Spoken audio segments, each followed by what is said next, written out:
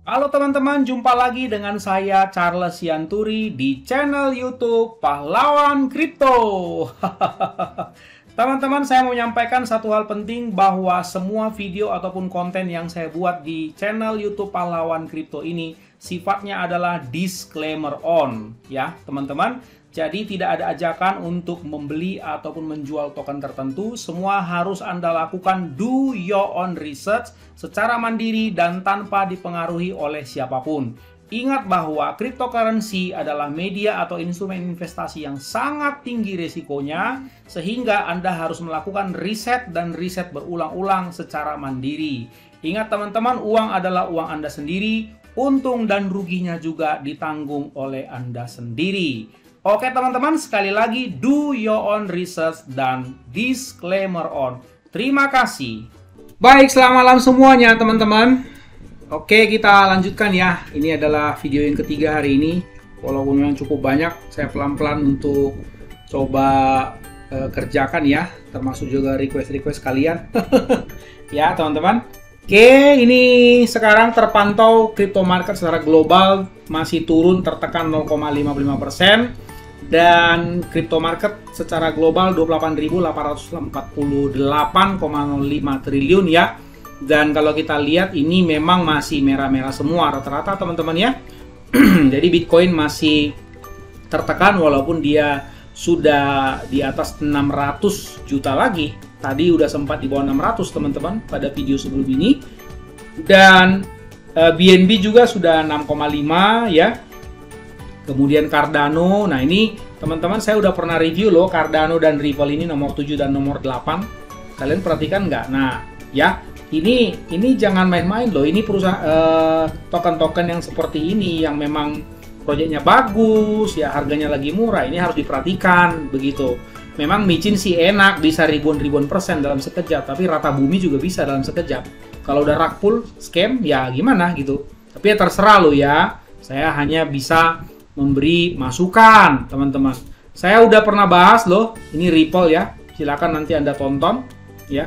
Ini kan Ripple ini perusahaan fintech asal Amerika, silakan ditonton. Ini 9 hari yang lalu saya sudah review, tapi ya sepertinya kalian kurang tertarik ya terserah begitu. Yang penting saya sudah menyediakan. Ya, Cardano juga saya udah pernah review ya, ini teman-teman 3 minggu yang lalu. Ya, silakan ya teman-teman. Cardano ini bagus banget. Dan dia juga akan masuk ke metaverse teman-teman tahun ini kalau nggak salah ya. Seperti itu ya. Oke. Jadi ada berita bagus teman-teman yang saya mau sampaikan pada saat ini. Yang pertama bahwa Bitcoin ini sekarang udah diterima loh di perusahaan cryptocurrency, perusahaan blockchain yang listing di Nasdaq. Dia diterima sebagai pengganti dividen. Kira-kira begitu ya teman-teman. Nah, jadi sebentar saya Indonesiakan dulu. Nah, begini, Bividen istilah julukannya. Perusahaan terdaftar di Nasdaq untuk membayar dividen dalam Bitcoin sesuai pilihan pemegang saham. Jadi, pembayaran dividen pertama dalam Bitcoin oleh perusahaan yang terdaftar di Nasdaq. Nama perusahaannya adalah perusahaan blockchain BTCS Incorporation. Ya, di Nasdaq ya, teman-teman. BTCS. Kalau Nasdaq ini ya setara dengan bursa efek. Kalau di Indonesia kan bursa efeknya cuma satu. Kalau di luar negeri ada Nasdaq, ada New York Stock Exchange, begitu ya teman-teman. Nah ini hari Rabu mengumumkan dividen pertama katanya di perusahaan ini. Kalau di Indonesia dividennya itu dalam bentuk tunai, rupiah, cash teman-teman. Ditransfer begitu ke akun. Tapi kalau kali ini bisa ditransfer dalam bentuk Bitcoin loh teman-teman. Ya, ini bagus ini. Ya, kenapa? Karena dengan demikian circulating-nya ini akan terserap teman-teman di sini lagi. Kan waktu itu kalau Anda pelajari ya, Bitcoin ini kan kalau nggak salah supply-nya cuma 21 juta. Ya, ini kan dia kan cuma 21 juta ya maksimum supply. Kalau udah dia di max begini, berarti dia nggak akan nambah-nambah lagi teman-teman. Nah, sementara pengembangan-pengembangan utilitas seperti ini akan berpotensi meningkatkan demand. Ya kan, demand kan meningkat jadinya demand. Sehingga ini menjadi pendongkrak kelak kemudian hari untuk berpotensi untuk membuat harga Bitcoin ini lebih terbang lagi. Gitu. Semakin luas utilitasnya sebuah token, ya terbangnya juga bisa semakin tinggi. Begitu teman-teman prinsipnya. Kan Changpeng Zhou, CZ juga udah pernah bilang begitu.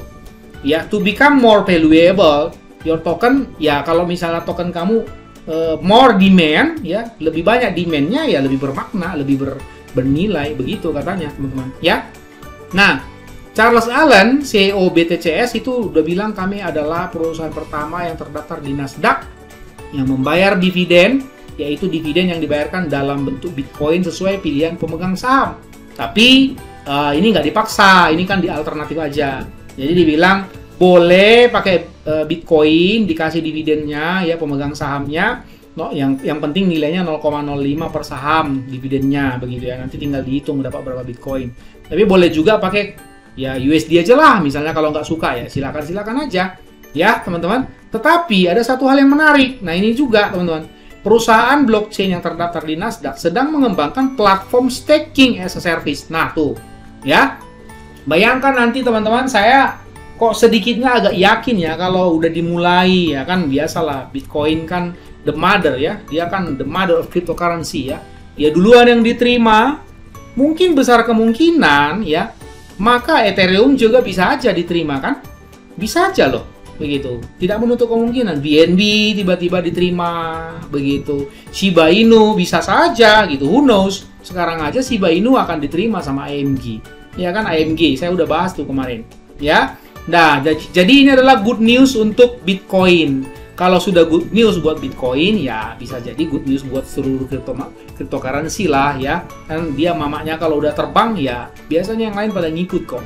Itu berita good news pertama. Jadi good news pertama, Bitcoin sudah bisa menjadi pembayaran dividen di salah satu perusahaan di Nasdaq. Bayangkan itu teman-teman ya, mantap. Kemudian berita yang kedua adalah Goldman Sachs ini teman-teman. Ini kalau Anda lihat ya, Goldman Sachs ini mungkin ada yang belum tahu ini perusahaan apa. Ini perusahaan gede banget loh teman-teman, Goldman Sachs ini. Ya, sebentar kita coba lihat. Nah, ini teman-teman. Ya, dia adalah perbankan, investment banking company. Ini dia. Ya, teman-teman. Dan ini besar banget loh ini. Stock price, harga sahamnya aja ini hampir 400 US dollar. Ya, Anda bisa lihat-lihat lah nanti lah ini bagaimana ini kekuatan dari si Goldman Sachs ini teman-teman. Mantap banget ini pokoknya. Ya, dia si pihak Goldman Sachs ini memprediksi Bitcoin dapat mencapai katanya 100.000 US dollar. Ya, 100.000 US dollar per BTC-nya. Terus mengambil, karena dia terus mengambil pangsa pasar emas sebagai penyimpanan nilai. Artinya, orang mulai beralih dari emas ke Bitcoin. 100.000 US dollar tuh kalau dikali dengan 15.000 teman-teman, 1.500.000 ya. Kalau sekarang kan harganya masih 600 juta. 600 juta, bukan 1.500.000, 1,5 miliar. Ya, coba nanti dihitung ya. 1,5 miliar, 100.000 US dollar kali 15.000, 1,5 miliar. Sekarang kan baru 608 juta. Jadi sekitar 150% terbangnya prediksi mereka dari harga hari ini. Kalau Anda lihat ya, kemarin itu kan all time high 968 juta. Sekarang 608 juta ya, turun 300, berarti turun 33%. Nah, tapi pihak Goldman Sachs ini berani memperkirakan bahwa akan terbang menjadi 1,5 miliar per Bitcoin. Bayangin ya, kalau misalnya tadi yang dapat dividen ini 0,05 ya tadi dibilang ya, 0,05 US dollar, dapat berapa Bitcoin ini ya? Kecil banget sih. Begitu ya. Oke, jadi teman-teman, biasanya begini, antara US dollar dengan emas biasanya itu bertolak belakang. Kalau ekonomi lagi gunjang-ganjing, kacau, nggak keruan gitu, nggak jelas, baik crypto market maupun juga stock market, biasanya orang pada kabur beli emas karena dianggap safe haven, ya kan? Tapi kalau misalnya ekonomi mulai membaik, mulai stabil, begitu, pokoknya mulai tenang, itu orang jual emas, mulai berburu yang lain, misalnya kripto, saham, dan lain-lain. Seperti itu teman-teman, ya. Seperti itu. Nah, jadi prediksi Bitcoin versus emas Goldman Sachs. Analis Goldman Sachs, yaitu Zach Pendle, Co-Head of Global Foreign Exchange Strategy, menguraikan prospek masa depan untuk Bitcoin dalam sebuah catatan penelitian kepada klien Selasa kemarin. Nah, analis Goldman Sachs ini mengharapkan bahwa Bitcoin akan terus mengambil pangsa pasar dari emas pada tahun ini, tahun 2022. Waduh, siap-siap ini kalian yang punya emas nih. Gawat nih kalau sampai harganya ambruk. Aduh, ya. Bitcoin mungkin memiliki aplikasi lebih dari sekedar penyimpanan nilai dan pasar aset digital jauh lebih besar daripada Bitcoin. Nah, lo, ya kan? Gitu. Karena apa? Demand-nya lebih besar gitu dan dia kan ada di blockchain, teman-teman. Seperti itu ya. Kalau emas kan ya begitu deh. Ya. Saya daripada emas, saya kadang-kadang lebih suka ya investasinya di saham. Karena di saham saya mendapatkan dividen ada, capital gain juga ada, kenaikan harga sahamnya. Jadi double, teman-teman. Kalau emas nggak ada ininya loh, nggak ada. Dia cuma punya capital gain kelemahannya. Dia nggak punya dividen, begitu. Kalau saham, kalau perusahaannya bertumbuh bagus, dapat cuan ya kita dibagi. Kemudian harga sahamnya makin banyak disukai orang, naik ya saya juga cuan, dapat capital gain. Begitu teman-teman, ya. Dalam daftar prediksi 2022, Goldman Sachs mengatakan Bitcoin kemungkinan besar akan menjadi proporsi yang lebih besar dari waktu ke waktu. Widih. Ya, teman-teman, nanti link ini akan saya sampaikan lagi. Intinya, good news yang kedua adalah Bitcoin nih siap-siap terbang nih. Cuman kita belum tahu. Kalau saya sih memperkirakan ya mungkin setelah bulan 3 sih kalau perkiraan saya. Begitu ya, teman-teman. Oke, yang ketiga, good news yang ketiga. Ternyata apa itu? Ternyata India ini kemarin katanya mau ngikut-ngikut Cina ya. Cina juga mau nekan ini kripto, dia mau ikut-ikut. Ternyata perdagangan Shiba Inu ya, SHIB dimulai di bursa global berbasis India. Ini terbuka untuk warga AS. Nanti Anda bisa baca. Pokoknya 3 link berita ini saya bikin semua ya, teman-teman.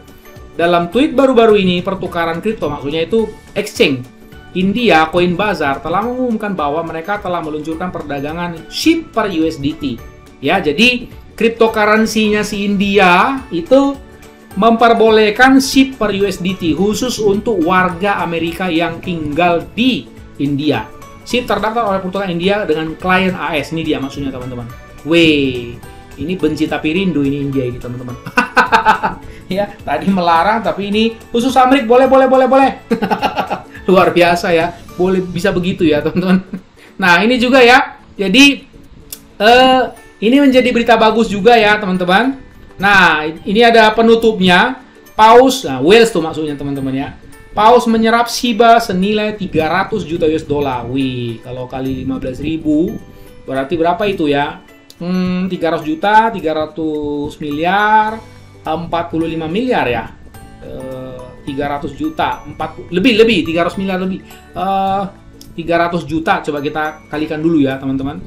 300 juta. Nah jutanya belakangan ya, kali 15.000. Begitu. Oke, 4,5 triliun. Wih, rupiah loh teman-teman. Waduh, luar biasa.